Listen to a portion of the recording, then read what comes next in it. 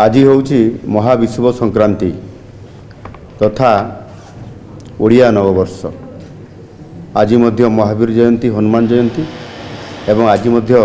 संविधान प्रणेता doctor B are Ambedkar जन्मदिन। आज आम सरकार तरफ जो पालन करा जाउथबा ओडिया पक्ष पालन आज हूँ तार समापनी दिवस। यही अवसर में निश्चित भाव में सर्वप्रथम राज्यर समस्त राज्यवासी तथा भाई भणी मान को शुभेच्छा और अभिनंदन जनाऊँ। ओडिया पक्ष पालन पाई केवल एक ये कार्यक्रम नथिला, यह थिला आम ओडिया अस्मितार उद्घोषणा एवं सेथिपाई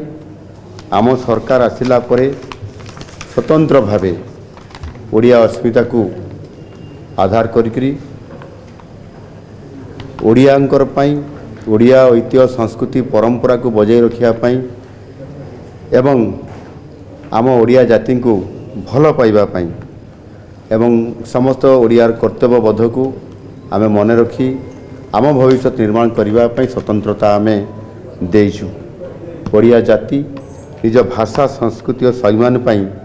सबुबले किभली जाग्रत प्रहरी रहिबो सेथिपाई आमे ये कार्यक्रम को 14 दिन भितर प्रतिदिन किछि ना किछि आमे कार्यक्रम मध्य रखुथलु। यह निश्चित भाव में आमर जो आगामी पीढ़ी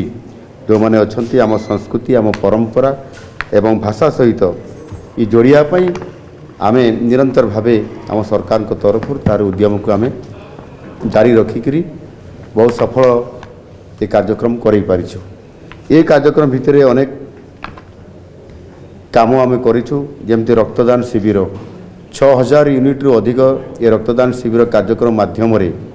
केवल एथिरे आम संस्कृति भाषा कथा को आम रखी ना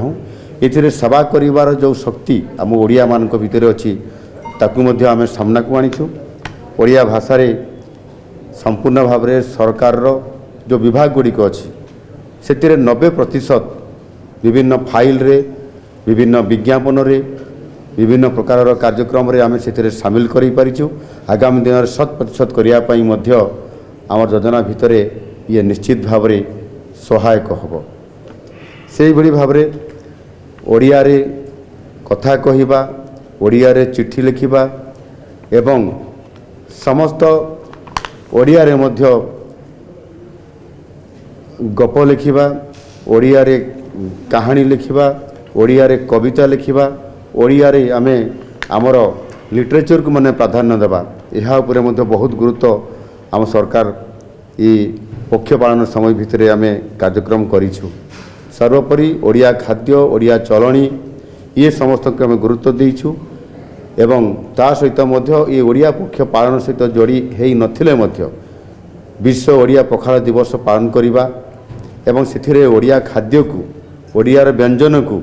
सारा विश्व दरबार को पहुँचाइबारे आम सक्षम हो पारिछु। सर्वोपरि जेतेबेले एक विश्व पखाल दिवस पालन अवसर रे आम जेतेबेले आमर ओडिया खाद्य को लेकरी आम 850 किलो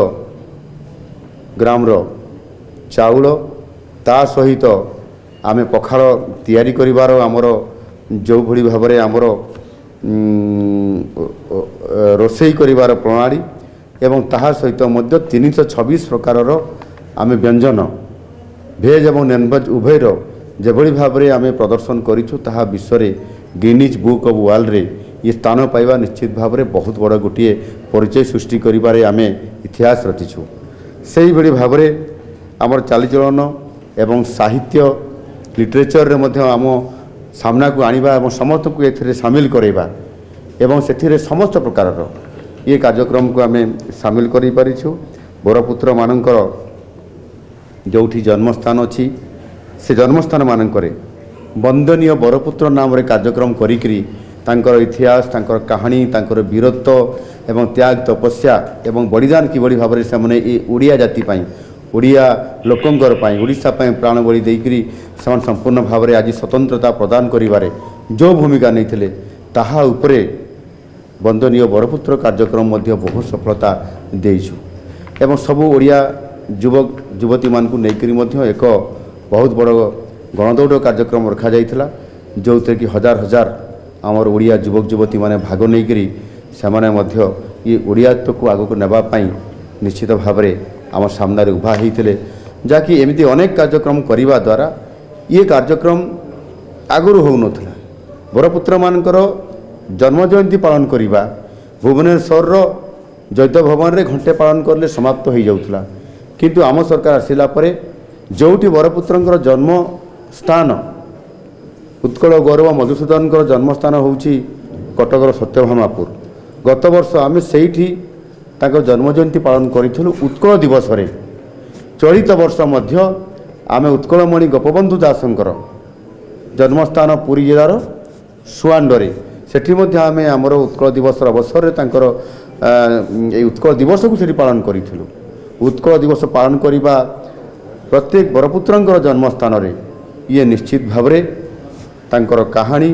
तांकर संघर्ष तांकर ये ओडिया जाति को किभली भाव में एक स्वाभिमानी हिसाब से बनई रखा एवं ओडिया भाषा भित्तिक राज्य गठन करिबारे जो प्रमुख भूमिका था ताकू उज्जीवित कर रखा ये निश्चित भाव में आज ये जो पक्ष पालन एप्रिल 1 तारीख रु